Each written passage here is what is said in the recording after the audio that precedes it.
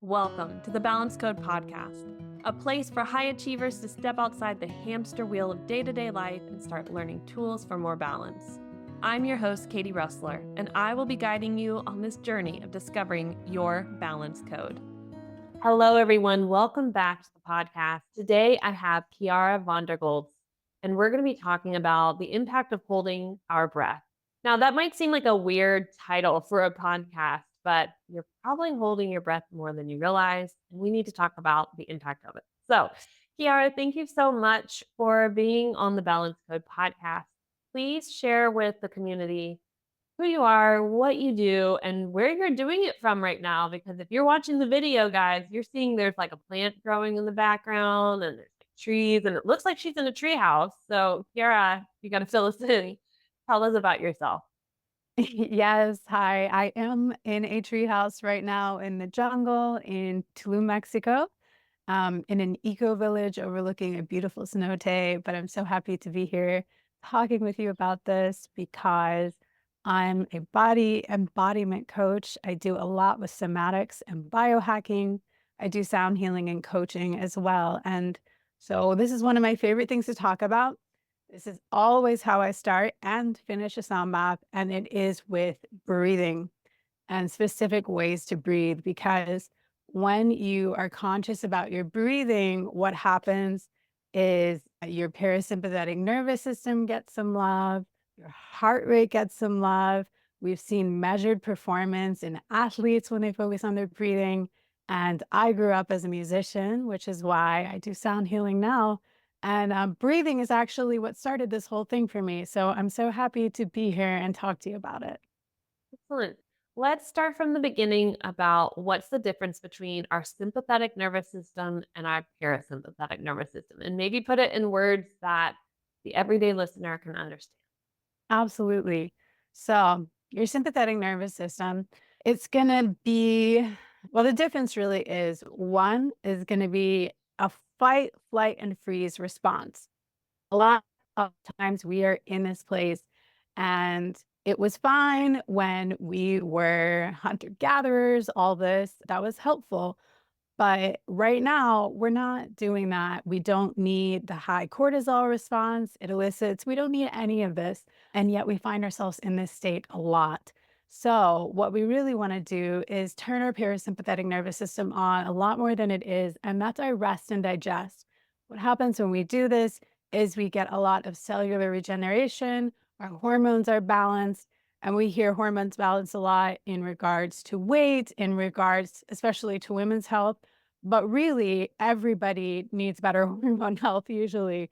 So, when we give our parasympathetic nervous system some love, which you can do with easy biohacks, we really do see an enhanced quality of life and we feel better. It's a noticeably better stress response. And right, if you have a balanced stress response, what that is going to do is going to help you when you react to high stakes environments, when you have to make big decisions, you can come at it from a more measured point of view. You're not going to be like making kind of iffy reactions. You're not going to lose your head. You're going to be calm and cool under pressure because you know that that pressure is not actually a saber-toothed tiger coming at you. It's just a decision. What happens when we give our parasympathetic nervous system some love?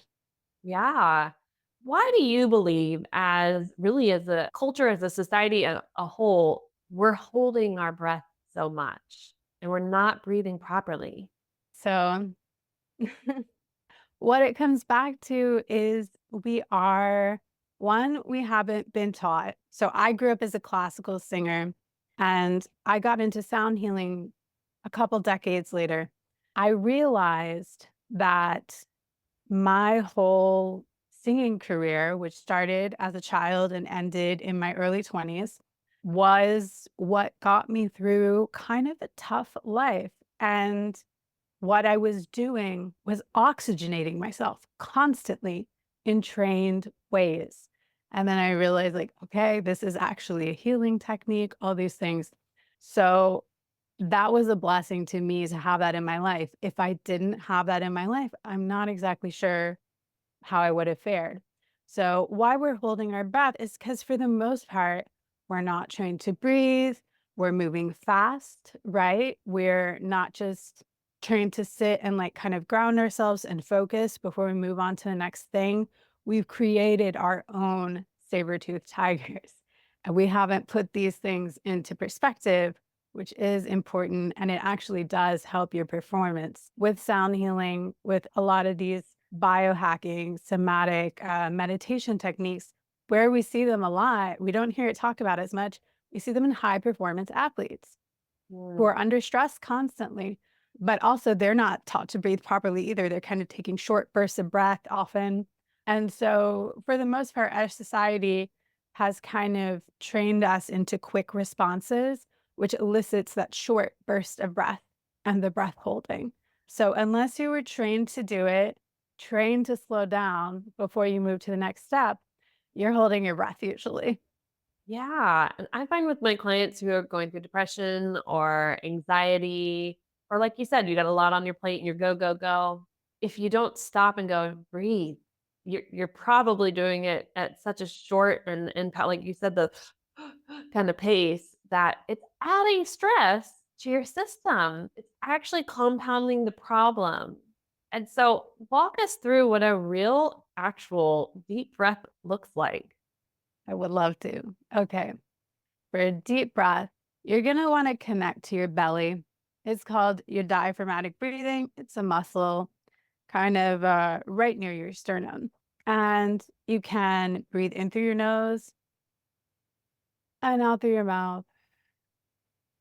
And to notice if you're doing it right or just in a way that you would get benefits from this, you can just put your hand on your stomach and watch it expand or just feel it expand. And that's going to know you're in the right spot. So, what you really want to do to get a good deep breath is feel it in your belly. If you want to feel your diaphragm, you can pant like a dog, and that's going to move it in or out. That's going to show you where it is in your body. But just to get a good deep breath, just a hand on the belly, breathe in through the nose, out through the mouth, and feel it move in and out. And actually, I do have a little exercise you can do literally anywhere that biohacks your body and kicks your parasympathetic nervous system on anywhere you go with this breathing technique. I start and end every sound bath with it as well for a grounding technique. Excellent. Can you share that with us? So if somebody's listening and they're driving, are they allowed to do it? Or is this something where it's like, hey, maybe you should just do it when you're like sitting at home? You can. Please don't close your eyes if you're driving. The the ideal space is to sit somewhere level and shut your eyes, place a hand on your chest, a hand on your stomach. But if you are driving, you can do it as well. Just please keep focused. Yep. But really, all you're gonna do, we're gonna do 5 counts through your nose, 5 counts through your mouth. You do it 5 times. We can do a little sped up version for the podcast. Maybe do it 3 times. But really, if you do this 5 times and just sit in the moment after, I promise you, you'll feel so much more grounded and level. So to start, we're just gonna place our hand on our belly if we're not driving, and you can maybe float your eyes shut. But you're just gonna breathe in through the nose for 5 counts, breathing in 1, 3, 4, 5, breathing out through the mouth.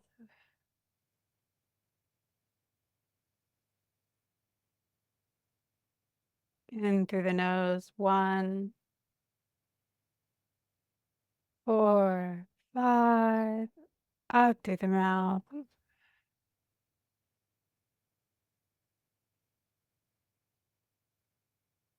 in through the nose,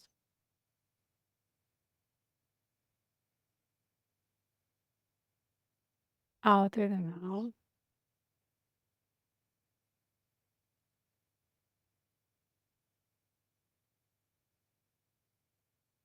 And that's it.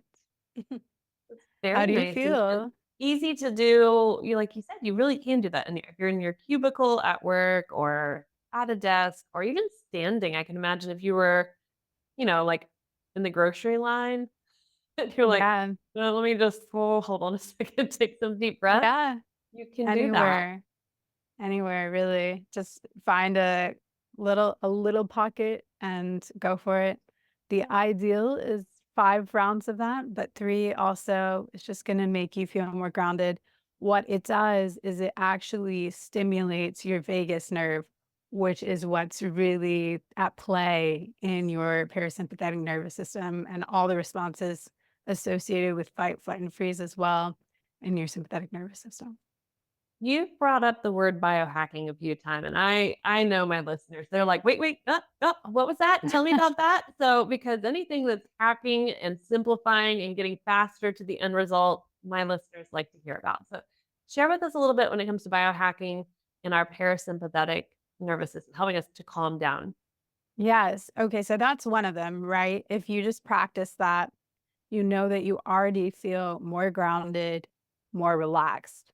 I mean, what did that take? 20 seconds, Like, you could put on your headphones, listen to a mantra, listen to a meditation, and that's great, and I enjoy that as well, but simply doing that is guaranteed physical response. So that's one of my favorites. I also work in sound healing. Now, when you find a sound healer you like and trust, what they're doing, I guarantee it if it's a good one, what they're doing is they're playing the instruments in a certain way that's actually changing your brainwave state. It's going to take you from up here in this beta place to probably an alpha or theta state. And how that works is that we're playing in a sense, it's kind of creating a drone effect and it's going to change your brainwaves. What happens when you get into a brainwave state, a theta brainwave state, is that you get into deep rest and digest, super fast cellular regeneration. So, again, from just 7 minutes of listening to one sound healing bowl play the same thing over and over, you're getting, if you do that for a half hour, an hour, you're getting what would be equivalent to 2 good hours of sleep. So Mm. things like that, because for healing, what I found is that, we can do talk therapy and all that's great. But what really, and doctors have studied this, what we're really acting from is our subconscious response. Half the time, if we even go to make a motor skill, we've already decided to do it before we're doing it.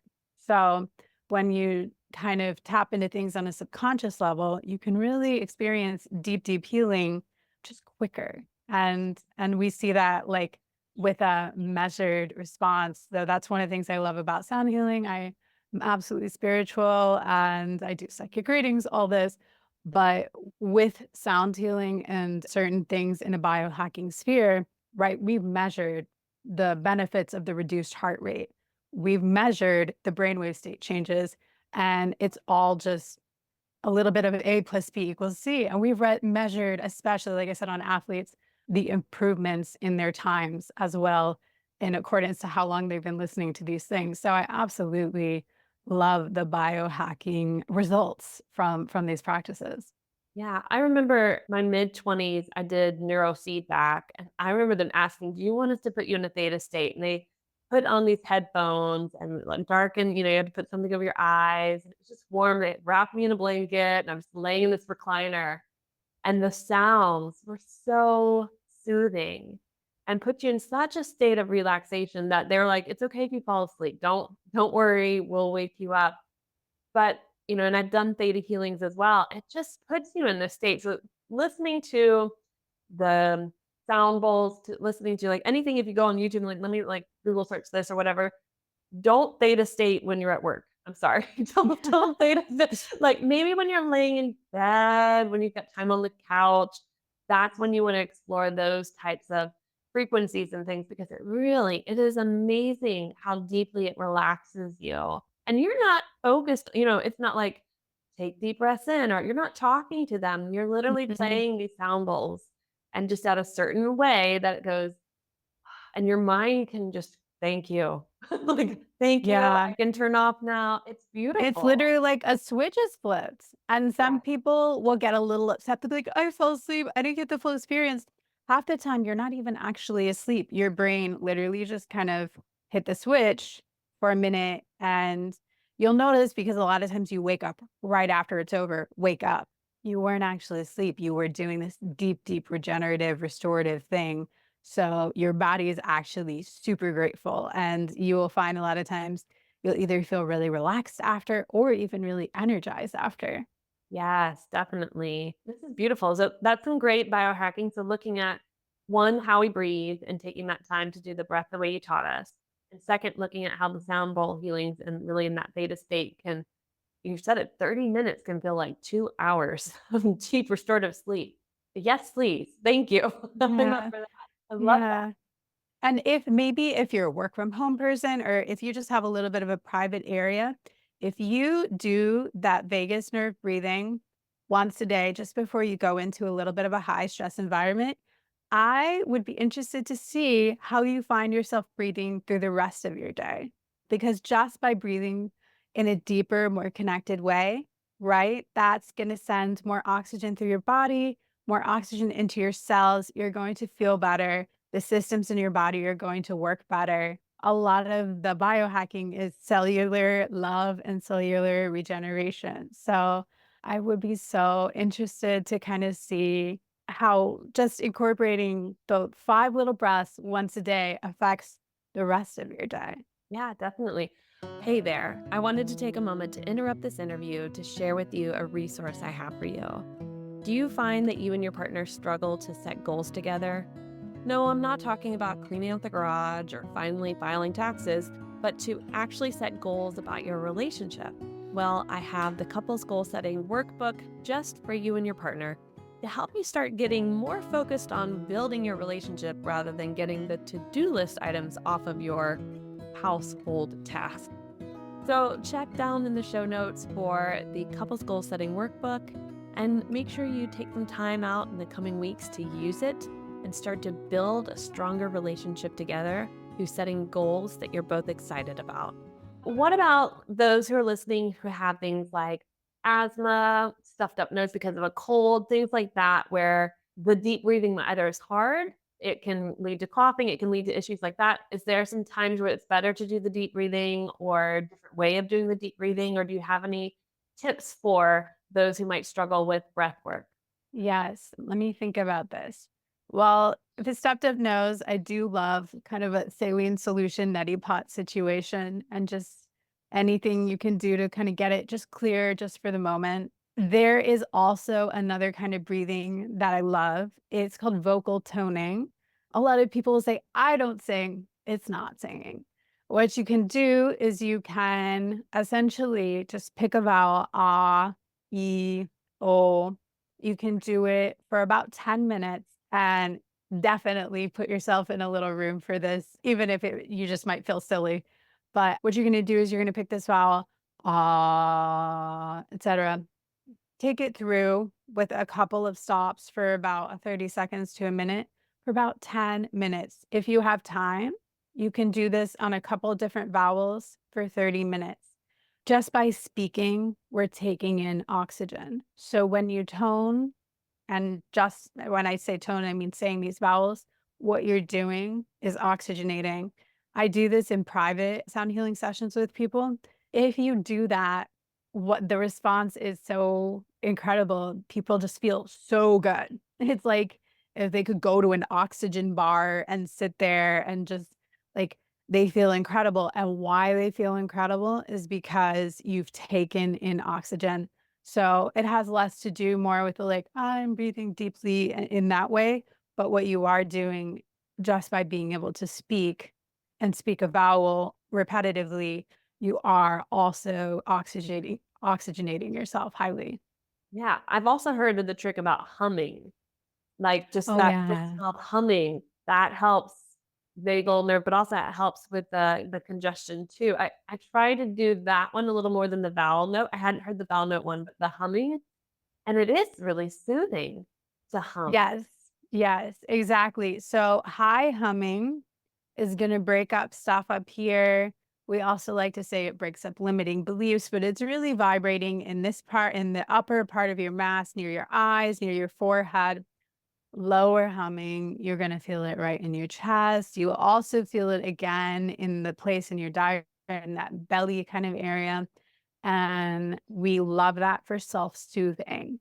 And that is something beautiful, right? If you think about it, I always think of mothers with babies kind of doing that humming.